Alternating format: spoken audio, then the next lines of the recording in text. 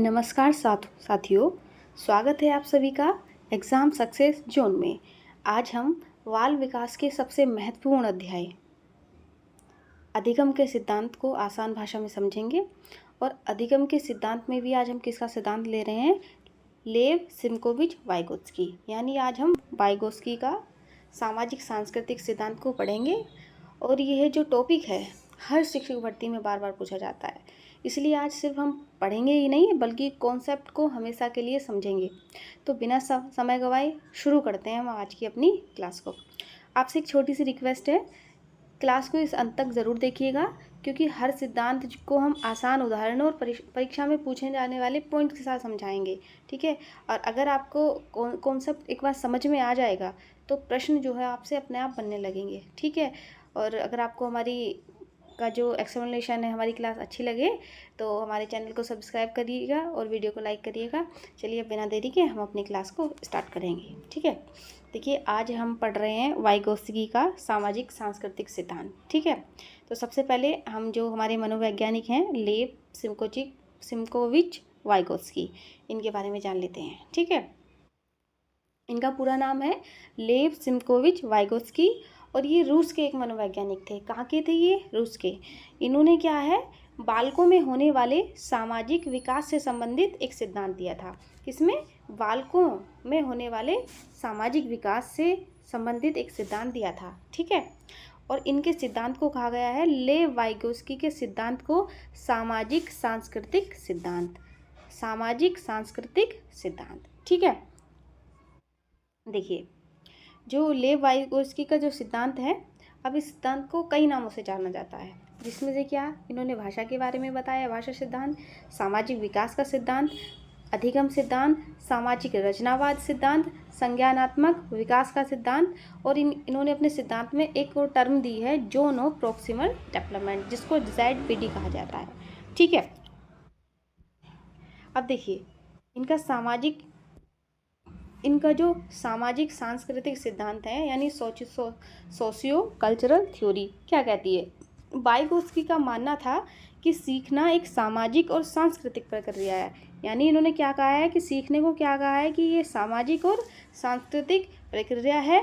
संस्कृति, समाज और बच्चे का, संस्कृति, समाज और परिवेश का बच्चे के देखिए, जो वाइगोत्स्की के सिद्धांत है उसको कहा जाता है सामाजिक सांस्कृतिक सिद्धांत। क्या कहा जाता है? सामाजिक सांस्कृतिक सिद्धांत। वाइगोत्स्की का मानना था कि सीखना क्या है, एक सामाजिक और सांस्कृतिक प्रक्रिया है।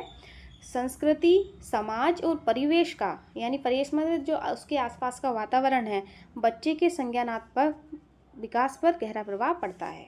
यानी जो संस्कृति होती है, समाज है और जो उसके आसपास का वातावरण है, उसका बच्चे के संज्ञानात्मक विकास पर बहुत गहरा प्रभाव पड़ता है, ठीक है। अब उन्होंने इस सिद्धांत के स्वरूप बताया था भाषा और चिंतन, यानी ये जो होता है ये कैसे हो सकता है, ठीक है, कैसे होता है। देखिए, वाइगोत्स्की के अनुसार भाषा चिंतन के विकास का मुख्य साधन है। यानी भाषा जो है चिंतन, मानी जो बच्चे का सोच है, कि सोचने का जो तरीका है, उसके विकास का मुख्य साधन है।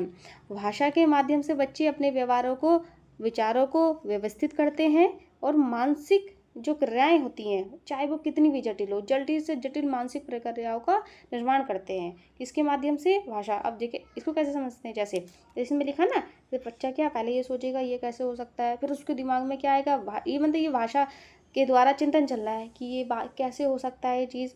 और फिर उसको आएगी, अगर हाँ ये ऐसा हो, अगर ये हाँ ऐसा हो, इस तरीके से हो सकता है। तो ये यानी जो पूरा चिंतन चल रहा है, ये किसके माध्यम से चल रहा है? भाषा के। तो भाषा को जो है चिंतन के विकास का मुख्य साधन बताया है वाइगोत्स्की ने, ठीक है। देखिए, उन्होंने एक टर्म दी थी जिसका स्कैफोल्डिंग, क्या कहा था? स्कैफोल्डिंग, उसको कहा गया था सहारा प्रदान करना, ठीक है। स्कैफोल्डिंग, सहारा, ये क्या होती है टर्म? ये सीधा क्वेश्चन ऐसे पूछा जाता है, जो स्कैफोल्डिंग है ये किससे संबंधित है, ठीक है। ये किससे संबंधित है? वाइगोत्स्की से। देखिए, इसमें उन्होंने कहा था शिक्षक या सक्षम व्यक्ति द्वारा, कोई भी शिक्षक है या सक्षम व्यक्ति, सक्षम मतलब जो किसी काम को कर सकता है, सीखने की प्रक्रिया में बच्चों को अस्थायी सहायता प्रदान करना, सहारा प्रदान करना, यानी स्कैफोल्डिंग कहलाता है। शिक्षक या सक्षम व्यक्ति द्वारा सीखने की प्रक्रिया में बच्चे को अस्थायी स्थायी नहीं अस्थायी कि देखिए ये काम ऐसे हो सकता है, ये ऐसे हो सकता है, इसको इस तरीके से करिए, इस तरीके से अस्थायी है। ठीक है, कि बता देना, ये नहीं कि उसको बार बार बताना कि बता दिया, ठीक है, अब बच्चा वो खुद से करेगा, तो इसी को कहा जाता है अस्थायी सहायता प्रदान करना होगा इसके फोल्डिंग। क्या होगा? इसके फोल्डिंग। ठीक है, अब जैसे जैसे जो है बच्चा सक्षम होता है, अब जैसे जैसे बच्चा उस काम को करने के लिए सक्षम होता जाता है, ये जो सहायता है धीरे धीरे कम कर दी जाती है। यही हमारा क्या है? इसके फोल्डिंग। तो याद रखेंगे ये जो टर्म दी है इसके फोल्डिंग क्या है, तो ये क्या है? या इसके फोल्डिंग यानी शिक्षक के द्वारा सीखने की प्रक्रिया में बच्चों को जो है अस्थायी सहायता प्रदान करना क्या है? इसके फोल्डिंग। ठीक है, अब एक टर्म दी है समीपस्थ विकास का क्षेत्र यानी जोन ऑफ प्रोक्सिमल डेवलपमेंट, जिसको कहा गया था ZPD। अब देखिए ZPD क्या था? ZPD जो है एक क्षेत्र था। ठीक है, क्षेत्र कैसा था?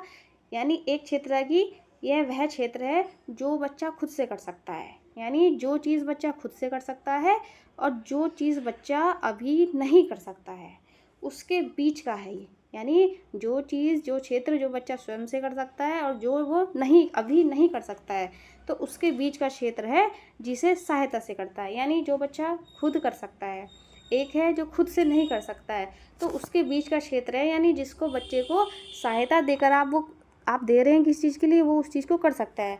तो जोन ऑफ प्रोक्सिमल डेवलपमेंट, इसको हिंदी में कहा जाता है समीपस्थ विकास का क्षेत्र, यानी जिसे बच्चा सहायता से कर सकता है। ये क्या है? ये वह दूरी है या क्षेत्र है जो बच्चा वर्तमान में स्वयं हल कर सकता है और जो वह सक्षम मार्गदर्शन यानी इसके फोल्डिंग जो सहारा दिया गया है या सहायता से कर सकता है, उसी को कहा जाता है जोन ऑफ प्रोक्सिमल डेवलपमेंट, यानी वह क्षेत्र जो किसी बच्चे वर्तमान में स्वयं हल कर सकता है और जो मार्गदर्शन या सहायता से हल कर सकता है, वही वाला जो बीच का जो क्षेत्र है वो हमारा है ZPD, zone of proximal development. ये सीधी जो है इसकी जो है ना फुल फॉर्म भी पूछ ली जाती है, पूछा जाता है ये जो ZPD है किससे संबंधित है, या हिंदी में पूछ लिया जाता है समीपस्थ विकास का क्षेत्र किससे संबंधित है, तो किससे संबंधित है ये? वाइगोत्स्की। किससे संबंधित है? वाइगोत्स्की। ठीक है, अब देखिए जो हमारा पूरा सिद्धांत हो गया, अब इस सिद्धांत के जो है महत्वपूर्ण जो हमारे बिंदु हैं वो देख लेते हैं, यानी इसका जो सार है क्या है। देखिए वाइगोत्स्की का कहना है कि बच्चा किसके द्वारा सीखता है? समाज के का, ये महत्वपूर्ण है। वाइगोत्स्की का कहना है बच्चा किससे सीखता है? समाज के द्वारा। ठीक है, तो फिर अब जैसे उसमें अभी हमने शुरू में बताया था कि जो वाइगोत्स्की का सिद्धांत है किस किस नामों से जाना जाता है, उसमें लिखा हुआ था ये भी था ना, अधिगम का सिद्धांत। तो अधिगम के बारे में कहा है कि अधिगम यानी जो सीखना है क्या है? सामाजिक प्रक्रिया है। वाइगोत्स्की ने कहा है कि सीखना जो है यानी जो बच्चे का विकास है वो समाज के द्वारा होता है, और सीखना कैसी प्रक्रिया है? एक सामाजिक प्रक्रिया, यानी समाज के द्वारा समाज में रहकर ये सीखा जाता है। ठीक है, दूसरा है अचेत नहीं है, देखिए ये उचित लिखा है। ठीक है, उचित मार्गदर्शन, सहयोग और सांस्कृतिक उपकरणों के उपयोग से बच्चे का सामाजिक विकास होता है। उचित मार्गदर्शन दिया जाए बच्चे को, सहयोग दिया जाए और सांस्कृतिक उपकरण जैसे भाषा वगैरह जो होती हैं ये हमारे सांस्कृतिक उपकरण है। ठीक है, उपकरणों के उपयोग से बच्चे का सामाजिक विकास होता है। एक टर्म दी है वाइगोत्स्की ने, सहयोगात्मक अधिगम, कभी कभी इंग्लिश में भी बोल देते हैं कोलैबोरेटिव लर्निंग। ठीक है, ये पूछ लेते हैं ये क्या है। देखिए कोलैबोरेटिव लर्निंग क्या है? समूह में सीखने से बेहतर अधिगम होता है, यानी सहयोगात्मक अधिगम, यानी बच्चे जब जो है ग्रुप में रहकर किसी काम को करते हैं या पढ़ाई करते हैं या कुछ भी, तो उससे जो है बच्चे बेहतर तरीके से सीख सकते हैं। तो उनका मानना था कि समूह में सीखने से बेहतर अधिगम होता है, इसलिए जिसके लिए उन्होंने एक टर्म दिया है जिसको कहते हैं सहयोगात्मक अधिगम। तो ये ध्यान रखेंगे जो सहयोगात्मक अधिगम है वो किससे संबंधित है? वाइगोत्स्की से। ठीक है, अब देखिए लास्ट है ये। उन्होंने एक चीज़ और कही थी, आंतरिक भाषा। वाइगोस्की ने कहा था आंतरिक भाषा या इनर और प्राइवेट स्पीच। इसमें उन्होंने कहा था कि जो भाषा है केवल दूसरों से बात करने के लिए नहीं होती है। भाषा केवल दूसरों से बात करने के लिए नहीं, बल्कि ये सोचने के लिए भी होती है। जो बच्चा पहले ज़ोर से बोलकर सोचता है, यानी कि बच्चा कुछ सोच रहा है कि हाँ ये हो सकता है, हाँ ये वैसा मैं कर सकता हूँ, ये चीज़ वैसी है, यानी अभी क्या कर रहा है, वो ज़ोर से बोल रहा है, सोच रहा है उसके बारे में, लेकिन वो बोल रहा है ज़ोर से। अब थोड़े टाइम बाद क्या होता है, वो धीरे धीरे मन में सोचने लगता है, मन में चलता रहता है वो चीज़ें उसकी, ठीक है।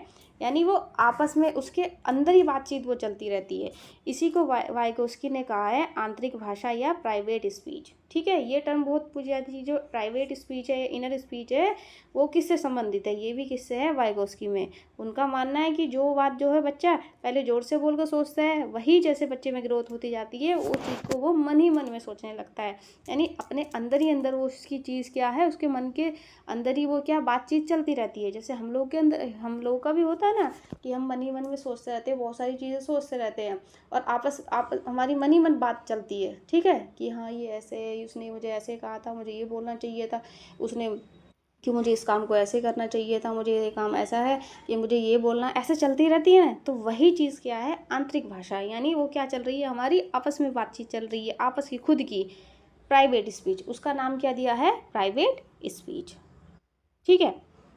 तो ये हमारा वाइगोस्की का जो सामाजिक सांस्कृतिक सिद्धांत है यहीं पर समाप्त होता है, ठीक है।